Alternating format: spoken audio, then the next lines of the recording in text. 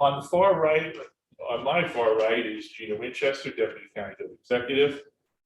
Next to Gina is Randy Patterson, President of the Calloway County Genealogical and Historical Society and a member of the Jackson Purchase Historical Society. Pat Seiber, member of Calloway County Genealogical Society and the Jackson Purchase Historical Society. And on the far left, well, that's not a political statement, Bobbie Smith Bryant, who is also a member of both organizations and has been a contributor to our journal on a number of occasions, spoken in other programs. We have a crack panel, and we hope it'll be a great presentation. Excellent. Gina, if you want to start us off, I think since you and the judge instigated and it's a perfect place to start. Oh, I would be glad to do that. And I just want to say, first and foremost, thank you to the Jackson Purchase Historical Society for being a part of this celebration. It has been an amazing ride for almost 4 years. We actually started, and for those of you who may or may not know this, I have to give credit where credit is due. This really was the brainchild of our current county judge executive.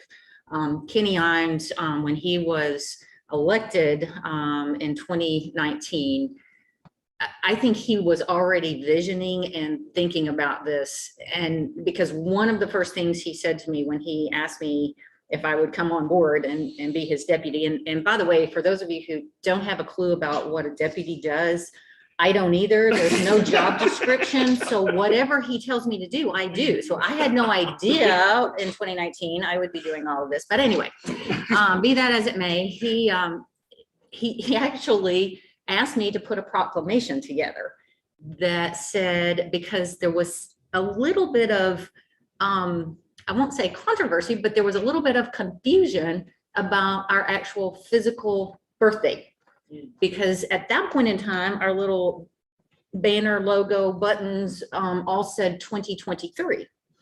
So he did some research and got into trying to figure out if we should celebrate 2022 or 2023. So as it came down to the final decision, 2022, in November of 2022 is when the actual legislation was passed in Frankfurt that created the county. 2023, January 2023 was the first fiscal court meeting. So that's where the confusion is trying to figure out which do we celebrate? Do we celebrate the act or do we celebrate the actual first meeting of the court? So his decision was, we want to celebrate in 2022. So we passed a proclamation that officially declared our Founders Day as November 3rd of 2022. So upon that passage of that proclamation, the ball began to roll. And he tasked me with putting together or forming a committee that would not only help plan for that event, that year of events, that day, that Founders Day, but he also wanted, and again, this was his vision and his brainchild, is he wanted something that would be a culmination and something that the people, the citizens of the county could hang on to as we celebrated, we did it, and here's the result, and here's what we're going to have from now on out. And in his mind, it was a book. It was possibly maybe more of a coffee table book is what we kind of started with, is when in our discussion of, what do we want, what would be nice to give everybody. So we kind of went from that discussion to putting out an RFP in which we were able to find, I guess, through this process, this procurement process, a company in Seiber, Missouri, Acclaim Press. And in finding that company, we also found Bobbie Smith Bryant, who had been an author and publisher through that company. So as soon as we figured that out, I was like, Bobbie's the one for this job. We need her to do this for the county. So she was agreeable. We contracted with Acclaim Press. They worked with her as the author to make sure that she got paid, because it was many, many hours on her part of putting all of this history and this work together. So Acclaim Press, again, can't say enough wonderful things about them as a publishing company. They've bent over backwards for us to put this project together. They actually have said, Doug Sykes, the publisher, has actually said numerous times, it is the most comprehensive book he has done for any county, any organization in his history. He said, I've never worked with an organization, a group like this. He was like, typically it's, you know, one group, one organization, a fundraiser, and that's it. But he said, you all have encompassed anything and everything in the community. So that's what we started with, is we started with that vision of having a book, a commemorative book that would be available in 2022. We had numerous people that came to the table to help on this project, and I cannot name all of them because we had a lot that started with us in 2019 for various reasons, couldn't continue on, but have been an integral part. I mean, names like Constance Alexander and just Carrie McGinnis at the university, just people that stepped in and said, hey, you know, we want to be a part of this project. So in forming this committee, one of the things that I felt was important is, and especially when we found out that 2022 was going to be a milestone year for the community. We had the university celebrating the centennial, the school system celebrating a sesquicentennial, 150. We had numerous organizations, nonprofits, churches, all having this milestone year. So we wanted to be inclusive. And the other thing we didn't want to do is we didn't want to reinvent the wheel. We didn't want to step on anybody else's toes and say, hey, well, you know, we're going to do this and you can't do this because we're doing this. So we wanted to be inclusive. We wanted to make it just kind of a year-long celebration. So the committee came together, and I'll be honest, I've always been one to work smart and not hard. So I started looking to see what other communities had been doing for this type of an event, because again, I didn't have any experience in it. So lo and behold, come to find out, Henry County, Paris, Tennessee, just across the state line, was celebrating, I guess, major milestone. And I'm trying to remember if it was 200 or 100. It was 200. It's 200. Okay, so they were celebrating, and they literally had come together as a city county entity and were celebrating an entire year. So we brought in Carl Holder from Paris, Tennessee, to meet with our committee, one of our very first meetings, and kind of listen to what they did with their project. And he brought a lot of things to the table that I hadn't even really thought about. Things like policy decisions. You know, who's going to be at the table? Who's going to pay for it? Where's your funding going to come from? Who's going to be on board?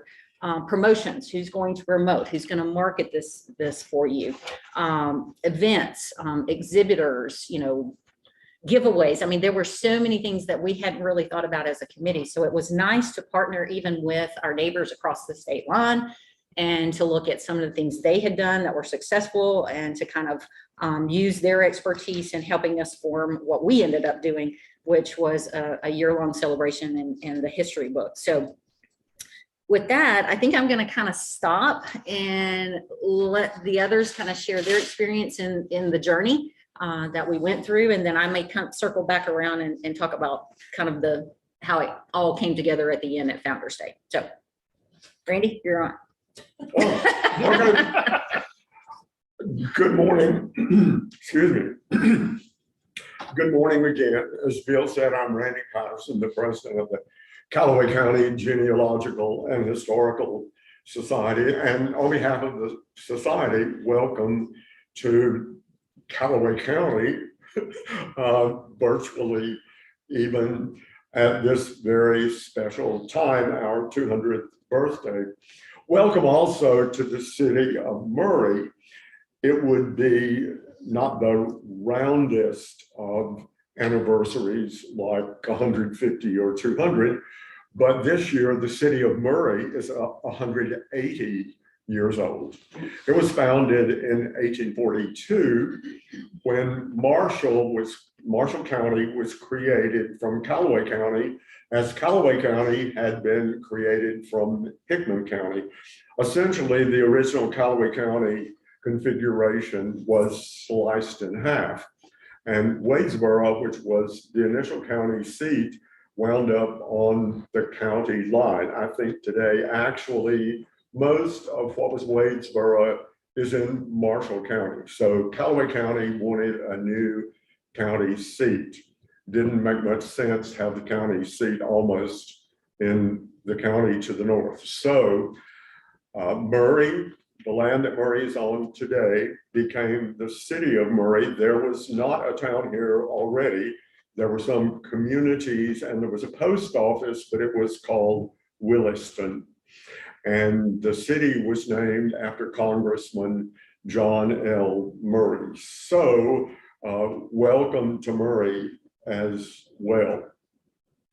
I was very honored to be asked to work on the book. I don't know if you've seen the book yet, Bruce, but here is the book, capital, 5.5 pounds, 5.5 pounds. 400 pages. 400 pages, an index. I was an English teacher, so I'm always conscious of capital letters and punctuation and that kind of thing. So when I say the book, you can think capital T, capital B. So the book. I was very honored to be asked to work on the book. For my part of the program, I'm going to talk about one aspect that from the beginning, I think the editorial committee was very conscious of, and in some respects, this facet of the book was pioneering.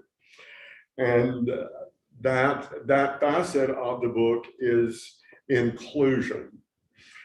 I got a phone call from Bobbie, I guess it was March 13th, 14th, and she had an invitation to lunch at Panera Bread on March 15th, 2020, as COVID was just coming into its prominence. At lunch, Bobbie asked me if I would consider working on the book. I said, well, I hedged my answer and said, well, tell me more, I may be. I'll need to think about it regardless, but, and I can be a kind of insistent guy, and I said, I have a question for you. I was a high school debate coach, so I look at everything, and I said, well, I have a question for you. And my question was, will the effort be committed to telling the whole story? She looked a little bit puzzled, and I said, the story of all the people of Calloway County for all our 200 years. And as I said, I could be insistent. I said, now, if your answer is not an unqualified yes, then my answer is no. And I continued, so that there's no misunderstanding.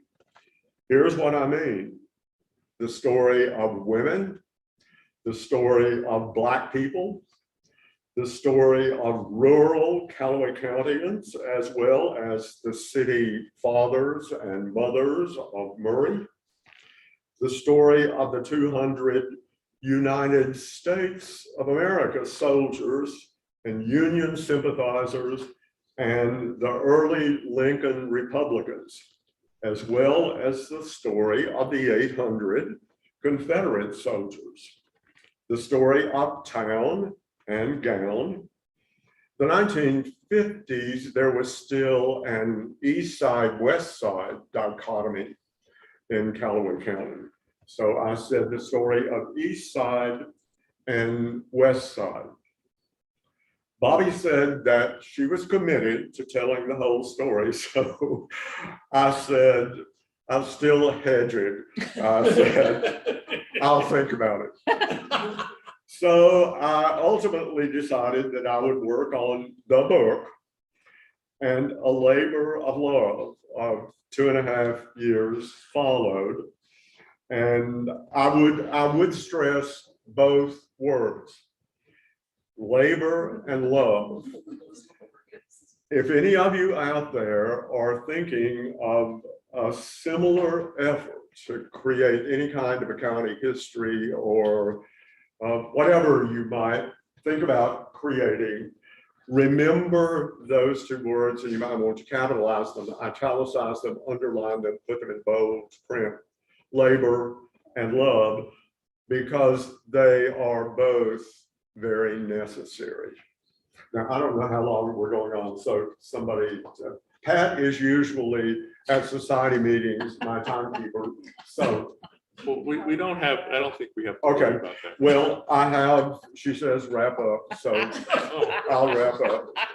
If you have any questions, then you can get into details. But 2 or 3 things, I ticked off the things that we try to be very inclusive about, but we came up with some very interesting stories about women. This is one of 2 Calloway County histories, 1931. It's largely a collection of sketches of Murray town fathers.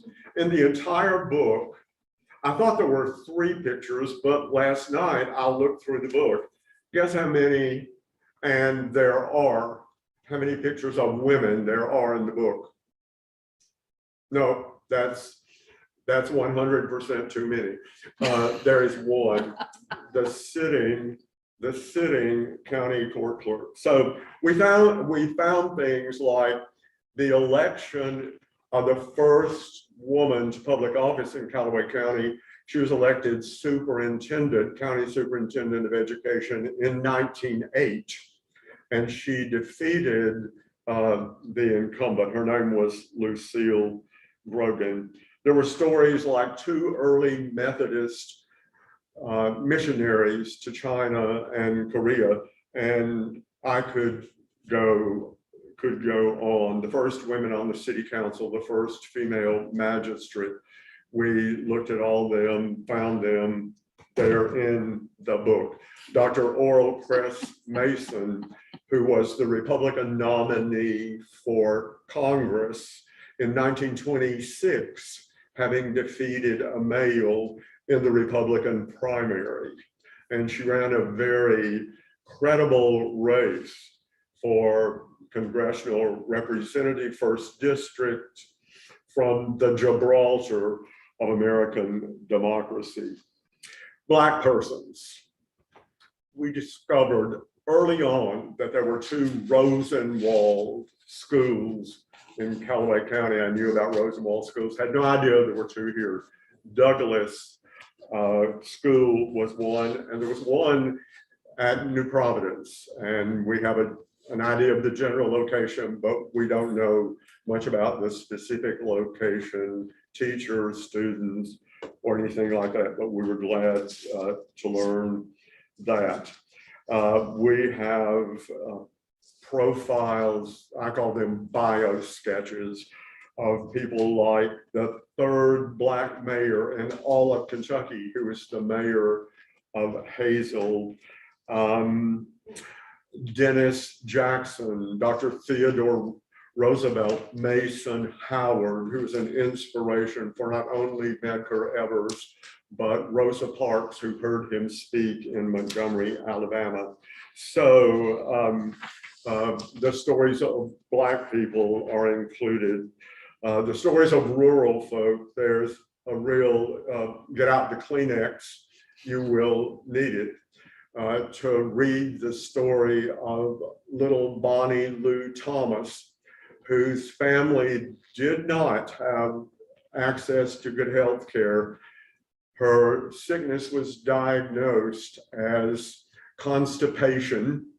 It was a ruptured appendix, and she died, and her family wrote her story. So the rural folk did not have good access to medical care. There's a story about Hazel as a nurturing, caring community. One person wrote about her special needs brother and the way the community looked out for him. So she characterizes Hazel as a good Samaritan town. Okay, I went over a little bit, but buy the book, read it, enjoy it, and reflect don't just stop, but reflect upon it and the stories in it. Thank you. I apologize. And I will jump in and say, you cannot read this cover to cover unless you have about 4 hours to absorb all the history that's in that book. It is an amazing book. And scanning, I mean, it's not. Well, you can, yeah, it's the kind of book you can pick up, read, put back down, pick up, read, put back down, Yeah. and just continue to do that and find something new every time you pick it up. And the pictures too. Sorry. My turn? You're okay. Okay, well, I got one of those calls from Bobbie also in early 2020 asking me to go to lunch. So if you ever get one of those, run me. And I don't know how many other people she had actually approached before she worked her way down the list to get to me. But in looking back, I think maybe one of the reasons that I was invited to participate is I'm pretty concrete sequential and task oriented. So that may be part of what I brought to the table. But it was, as Randy said, it was definitely a labor of love. I don't think we could have accomplished this without the COVID shutdown. So in the midst of all the misery of being shut down, I think it was, something good from our perspective. This book, The 7 Habits of Highly Effective People, Stephen Covey says you should begin with the end in mind, which I think is easier said than done, particularly with this project. Last night, I started digging through some of the papers and notes that have filled my personal home library over the last 3 years and couldn't help but chuckle when I read a note that I had made in our March 2020 meeting, where the judge said he'd like a Chamber of Commerce type book that could be placed in local businesses so that people could thumb through it and find a good reason to move to Calloway County or why we are proud to be Calloway Countyans. Something about 200 pages long. And that was about as much of an end product as we were directed to start with. So we knew what we didn't want, and I will reiterate what Gina said about Acclaim Publishing and Doug Sykes, our publisher. He was so service-oriented and so participatory from the outset. He provided us with examples of books that other communities, other states, other organizations had put together for similar purposes, and we were able to pass those around, and in some cases they helped us determine what we didn't want to produce. And we stole some really good ideas from some of the books and tried to tweak those to fit our needs. So working with the Acclaim Press was, I think, a key to our success. We wanted a richly illustrated coffee table format book, not a dictionary, because who likes to sit down and read the dictionary? And I'm at an age where I need larger print than what you're going to see in a dictionary. And I think that's one of the things that we've accomplished. Randy's shown you the book, but I don't know that you've had a chance to look at the inside. It is richly illustrated, and I think attention-getting as well as very factual. And as far as the process of putting this together, well, history is linear. So we started out with the timeline concept, breaking our history down into 20-year periods for the most part, starting with 1822 all the way through 2022. And I think that that was something the three of us probably collaborated on as closely as anything else we did. And probably the three of us were more responsible for that particular writing of the book than any other part of the book. And we call those period overviews. And then as we began to get into the period overviews of who remembered what when, the stories were somewhat included, but the real thing that makes history interesting, in my opinion, are the stories and the people. So we kind of moved away from the linear aspect of telling history from the beginning to the end to telling history through the experiences and through the eyes of the people who lived each of those periods in history. And I don't know whose vision it was. I will credit Bobbie to inviting people to bring in their stories. Then we started to be concerned about how are we going to determine whose story is worthy of inclusion, for lack of a better term. You know, all of us believe our stories are worthy, and in one degree or another they are. But how do you decide what goes in the book?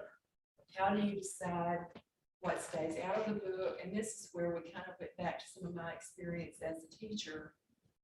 I put together a how many page long criteria for submission description that is pretty boring looking, but we probably got away from it as the process rolled out, but we did go back and revisit it periodically when we were determining what would be included. We wanted to make sure that the content is fact-based, because we felt a tremendous responsibility that when we put something down on paper in writing and it's bound into a book of this size and scope, people tend to believe that it's the truth. And we wanted to be as careful as we could to make sure that we had done our research and that other contributors had done their research and that sources were identified. We wanted to make sure that what was included did fit in the appropriate and specific time periods, that it would logically feed into the structure of the book, that it was significant to Calloway County history, because a lot of folks have stories that might not be specifically relevant to Calloway County, and that these stories and biographies would promote what is unique about Calloway County, and that it would educate the reader and would be readable, and last of all, but maybe most important of all, would be entertaining. So we would go back and revisit these as we were discussing what to keep, what to include, who to invite, who to encourage. So we finished the timeline concept, the period overview concept, and it's a fairly short section at the front of the book. Then we broadened into topics, and we included what, 10 different topics? Arts and media, education, agriculture, business. And once we had those topics nailed down, they kind of triggered thoughts about who would be the expert in our community who could talk about the tapping plant and its impact on Murray and Calloway County. Or who would be the person that we could talk to about the used car industry? How did Murray become the used car capital of the world? When did that start? Why did it start? Are we still the used car capital of the world? So, and I will credit Bobbie again with this. We had over 400 contributors. We first, and this is one of the things I chuckled about also, in the early stages of discussions, we talked about maybe we could get 30 people to help us tell these stories and write these biographies. And I think we're very successful in being inclusive, not only in the sense that Randy described inclusive. We talked about all the people of Calloway County, but we had a whole lot of the people of Calloway County who did their own talking. So those were the important things that I felt like that I wanted to share with anyone who might want to tackle a project of a similar scope on your own.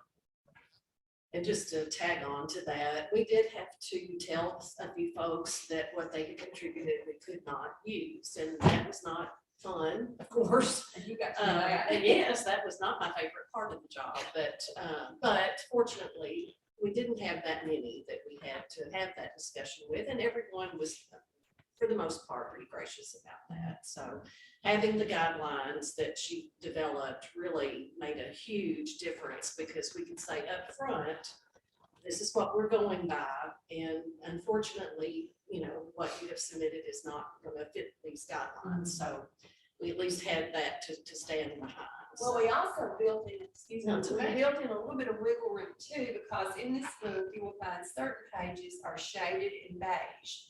And that's our way of giving the reader a heads up that this may be the story of someone's individual family.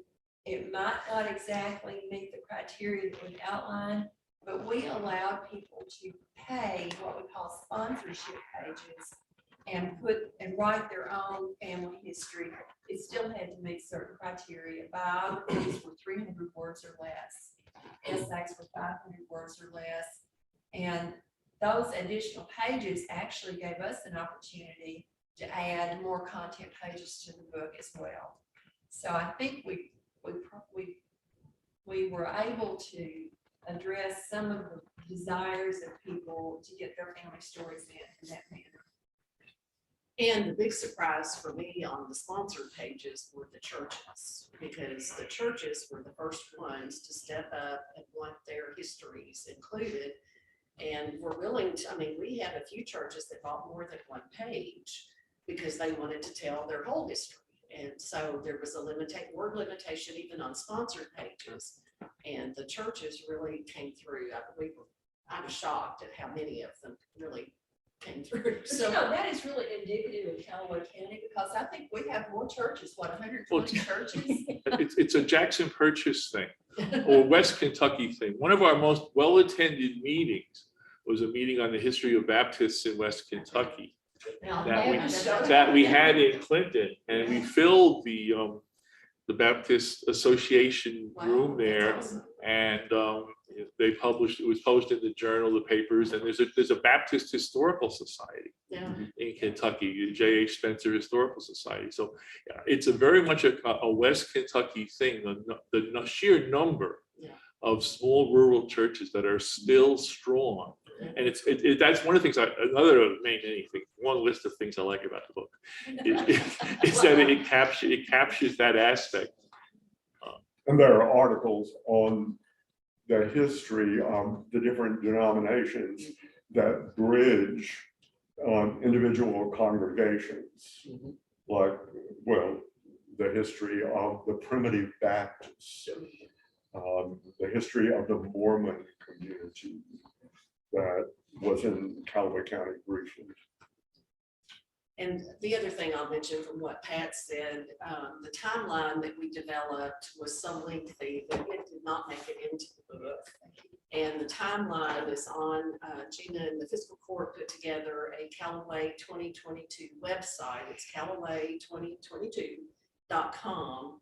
And on that website, we have been able to put the timeline, which we were able to add pictures to and make it a sort of a graphically appealing bit of history that anyone can log on and see and enjoy. So that was something we did. That was probably the very first thing we did. Well, and one of the other things that you asked me to mention was Callaway marketing. Yes. Made the community and others aware of the book. And I think starting the website, Callaway 2022 website, was a major piece of marketing, posting the timeline so that people could go in there and get a feel for what we were working toward.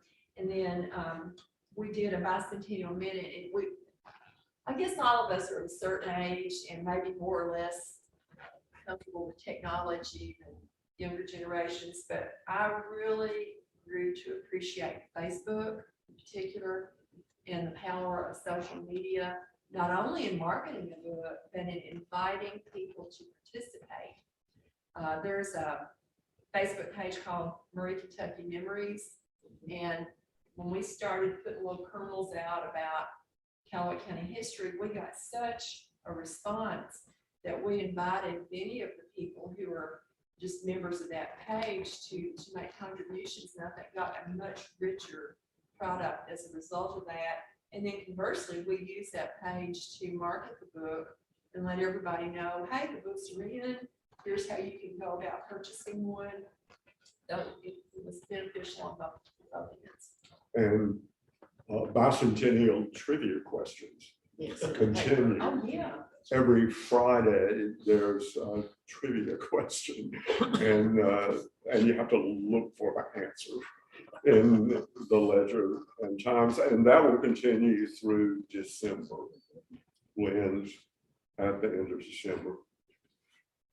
Well, just to finish up our panel discussion, our presentation, we did use a lot of social media, but I really started the outreach of trying to get writers through the Genealogical Society, the local, as well as the Jackson Purchase Historical Society. Those were our natural audiences. And so we definitely reached out to both of those groups. And then I think, Gina, the Bicentennial Committee that we put together just for the whole thing, which is a separate group than our book committee. The Bicentennial Committee included people that are involved with the school system, with the Murray State, and the chamber and civic organizations, and just really had a broad reach. I think we had a really good representative committee that helped to get the word out. Probably one of the first things Gina and I worked on was to create kind of a guide to the bicentennial. And I knew, like her, it's like, look at who's doing it somewhere else. And the state of Maine had an amazing website. And I copied a lot of the ideas that I had come up with from what Maine had done. So we had, and then Murray and Calloway County has a lot of resources. We have, with the university, we have the Poe Library, we have Bryant Museum. I mean, there's already a lot of resources to work with. And so that really helped a lot. And then we just used a lot of I started building an email list, a contacts list. And it started out with about 30 names, and it just kept growing. And that's how we finally discovered that we had around 400 people that had contributed, because as we began to count that kind of stuff up, but I was keeping a contact sheet with all of that information on it. I'm going to touch briefly on editing and proofing, which was probably, I wanted to hang myself a number of times for weeks on end. We had volunteers that stepped up and said that they would help proofread. And we had 2 people in particular that volunteered to help with fact checking. I got really tickled. One of the men I called to verify, I was looking up, I don't know why I was even looking at it, but I somehow stumbled across a date we had for an ancestor of his that was different. I saw different dates for his death date, so I called him. And he said, I can't believe you're checking that close. And so, that was purely by accident. And I'm sure there are, errors, typos and things that we would have missed. But we really tried to get it as right as we could. I will say the biggest, frustration for me in the editing process, we had proofreaders and fact checkers for all of the sections that we were doing, but the sponsored pages we did not have those until everything was done. And so those sponsored pages are not as well proofed as the rest of the book. And the reason that I bring that up is just for those who may be considering such a project. These are the kinds of things that make me want to scream. Clark's River is Clark's with an apostrophe or without. The Woman's Club in Murray is spelled Woman's Club, M-A-N-S, but in most or lots of other communities, it is Women's, M-E-N-S. So we have in our part of the book, I'm pretty sure we got all of those. Oh, the other thing was ledger and times. There's an ampersand for and. Some people spell it out, but theirs is an ampersand. So is the name of the city, we went through this, is the name of the city, italicized is the name of the city, the name of the paper. I thought, well, I'm retired from professing English, and I thought that I had put my red pen away and would never bring it out again. I would not have to evaluate student paper. Yeah, I saw that while ago. Less than most. So out comes that red pen, and many an hour did I spend. Yeah, but anyway, that was probably my biggest frustration, was to be consistent throughout the book. And then when the sponsored pages got put in, there was not consistency. So that's just something to be aware of. Well, and advice to anybody consider, look and see if there is a style sheet. Yes. If your publisher has a style sheet. And if not, then you decide what style sheet you're going to use. And we went back and forth. Many times, many times. And just to wrap up, the marketing side of it, because we have social media, it was easier, I think, to get the word out. Toward the end, getting close to the bicentennial and Founder's Day, I'll just kind of start us off and then you can wrap up how that came out. I put together a media list of the 8 Jackson Purchase counties, just who are the media in those counties, and was our target audience. Because we know a lot of people that have moved here or, were born here, maybe live somewhere else that would be interested are typically going to be in the Jackson Purchase, or often will be in the Jackson Purchase. But we also reached out to statewide publications, Kentucky Living, Kentucky Monthly.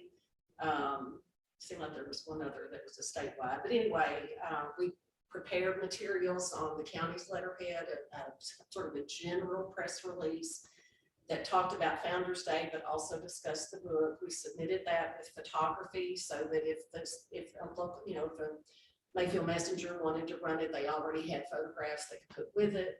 And I don't know that we got that many hits from that, but I know the West Kentucky News picked it up. Kentucky Monthly did run a 2-page spread, which was really nice. So we've been fairly successful, I think, in getting the word out, but we have totally relied, I think, on the Murray Kentucky Library's Facebook page and the county's Facebook page and our Calloway 22 page. And our sales are very strong. We're down to under 200 books left. Under 100, Under I'm sorry. 100, Significantly under 100 books left to sell locally. And I will say, when we started the project, obviously we're county government. This was not a project that we intended to make money on. I mean, and this group, the book would not exist without this group, the support of the Jackson or the Historical Society, local Historical Society. So once we had the pre-orders confirmed, again, publisher being a great partner said, if you want to extend that and be able to make some money, I think we should go ahead and print. And then another, based on, again, the pre-orders, another set of books, and that 200, I think, is now what we're in the process of selling. So thankfully, the society is now able to garner those donations and that fund for whatever purpose that you all will want to use that money for in the future. So it was a significant project that the county made a commitment to early on as an entity. It could not have been done without the labor of love of these people and many, many, many others. And when you do something of this magnitude, not to say anything about Stephen Covey, but if I'd had this in mind when we started, we wouldn't have done it. Just saying. It was a work in progress. I mean, it did change many times in our minds. Okay, what are we really trying to accomplish here? What are we putting together? And some of those things that they talked about would not have happened had we not been flexible and had we not said, okay, publisher, we got another idea here going. Can we do this? So ask those questions, what's been done in the past, but what can we do? And so, yes, ours is different. Ours is unique. Ours is Calloway County all over the map. And so you want to celebrate that. So what we did on November the 3rd was not only celebrate our birthday, but we celebrated the book. I want to send a shout out to, and I will say November the 3rd is one of the few times that I can remember our entire community coming together for an event, and everybody was at the table. We had Murray State University, ROTC, Town and Gown, the president, many of our university students engaged, our school systems, both the city and the county came together. If you want to spend a little time and want to get out your Kleenex, go to the website and watch the 45-minute video on our front page of that ceremony, because the kids singing will just make you cry. But it was a great day. A lot of people came together, but for the book signing, our Playhouse in the Park stepped up and said, hey, what can we do that can be memorable and a part of this celebration? So we had lunch, which was all donated. Tourism. And was very active. the county tourism stepped up and helped with the lunch, but the Playhouse, they didn't have time to put an actual play together for people to watch. So they brought their volunteers together and they did period characters.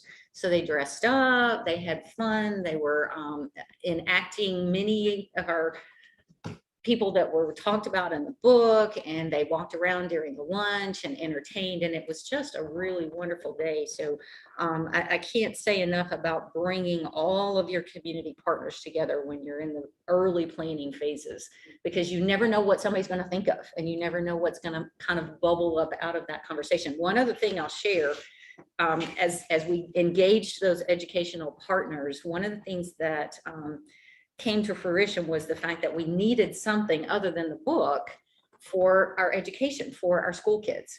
And so a couple of our volunteers were retired school teachers. They were able to work with the school system.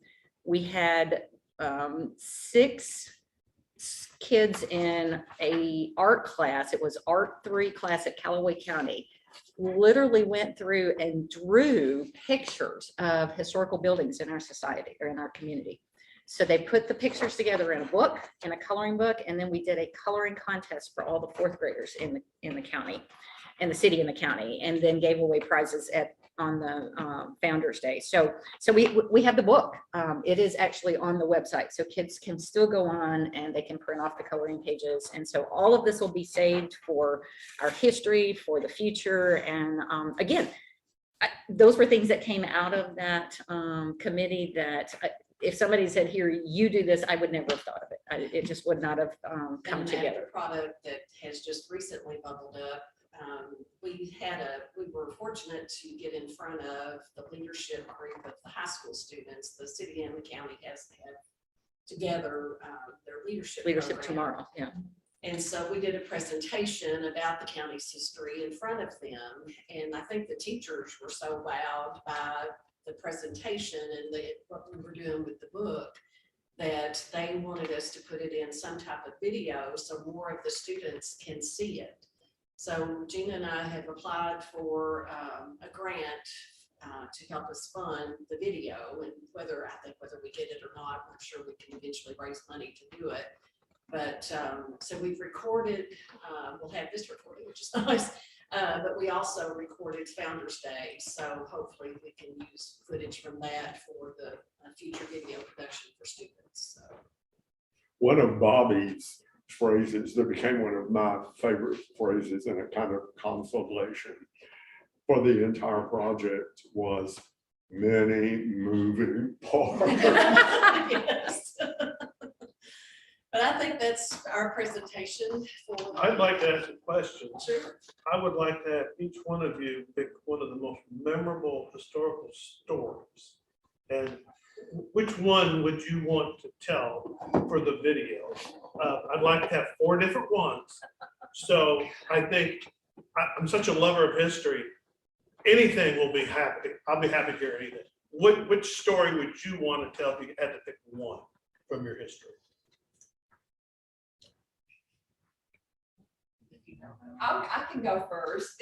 I have laughed over this since I found out about it. Of course, Calloway County is named after Colonel Richard Calloway, who was one of Daniel Boone's contemporaries in settling Boonesboro.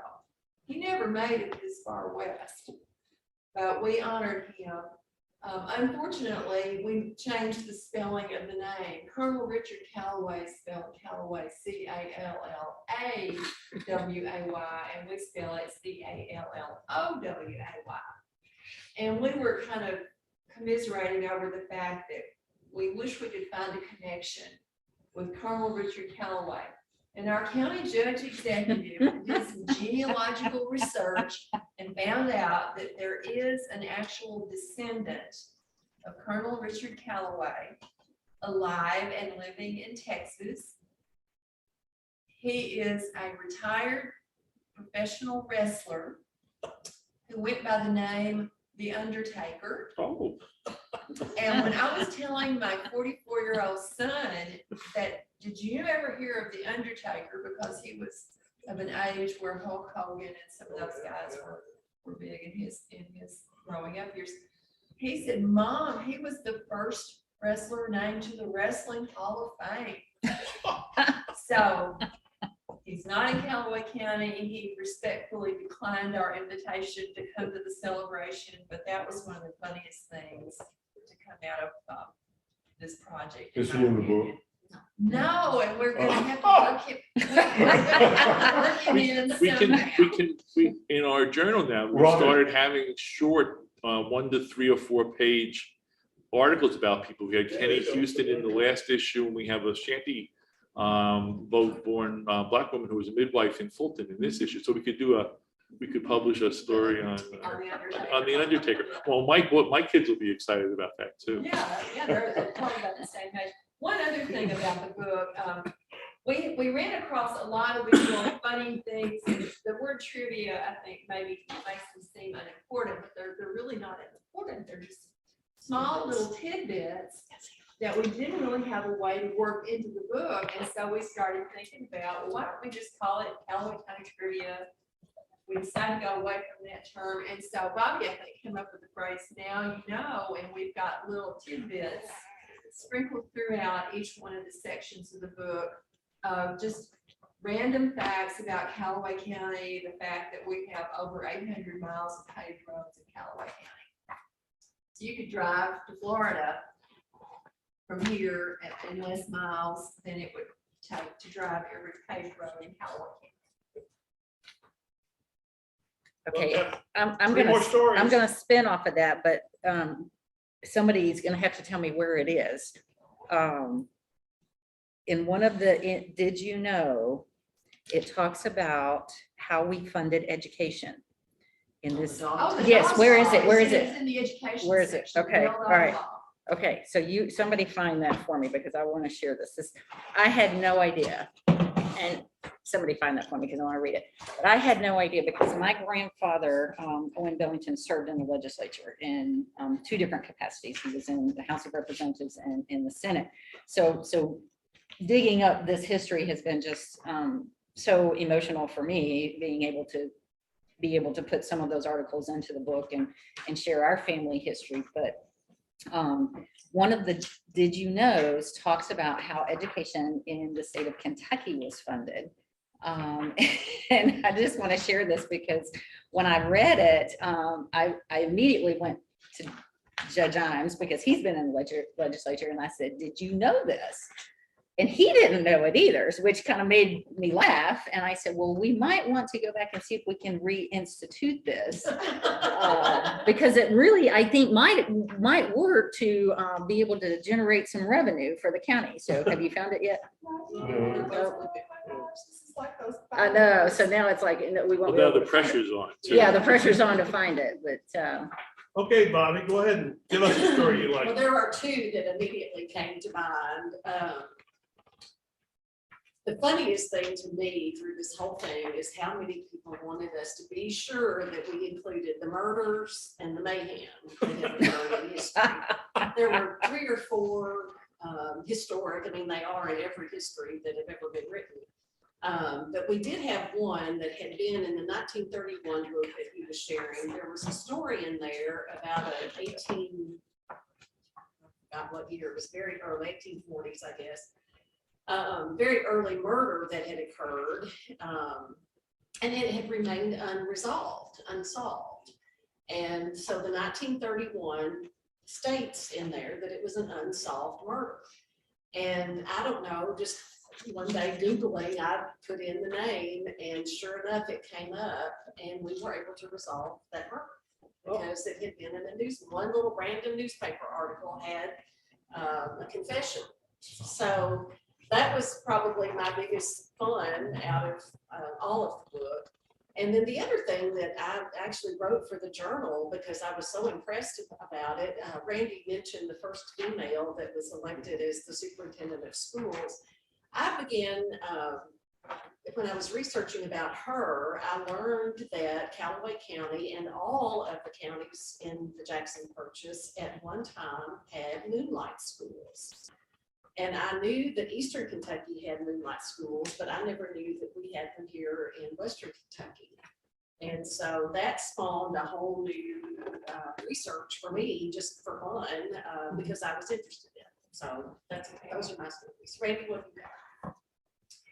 Well, the Bonnie Lou story is very meaningful to me, as well as a similar story, which is very tragic. I had worked with some cousins on a Stubblefields compilation. I'm descended from Stubblefields, and we had come across an incident in New Concord history around, well, it was 1891. And Blood River near New Concord in those days flowed into the Tennessee River. And so a group of the young men in the community were seining in the place where Blood River flowed into the Tennessee River. A number of the men were in Blood River, and they had a seine on one side of the river, and then the seine reached across the river, and they were moving it along and getting fish in the net. Well, they came to a part of Blood River that looked very smooth on top, which was very deceptive. The underneath was a whirlpool. And the end of the story is that 5 of the young men in that small community were drowned on one day. I mean, probably within 30 minutes of each other. And one of them came to the surface, but they became entangled in the net. That was the problem. There was one guy who was not entangled, and the men on the bank said, go with the current, go with the flow. He did, and he lived to be 98 years old. But the ones who were entangled in the net drowned. But one of them came to the surface and said goodbye to his friends. He said goodbye, and on his tombstone, within a little rosette in the New Concord Cemetery, is the word goodbye. His name was Ed Brown. But can you imagine the effect in that community of 5 of the young men? One of them had a child born the month after he died. I mean, just those kinds of details, heartbreaking. So life was dangerous, very dangerous in those days. So that's a very meaningful story to me. I'll say one more thing about the book that relates to what Bill was saying and Bobbie was saying about the moonlight schools. From the very beginning, we hoped that, well, we realized we could not cover everything, no way, but that this would be a kind of springboard to academicians or to anybody who wanted to do future research. There are lots of topics in here that could be explored by academicians. And so we hope that it's not just closed forever. So to talk about how important this book is, to our knowledge, the only history book published on Calloway County is the Kirby Jennings history book, which only goes up to 1979. So we had no documented history from 1979 to 2022 until this book.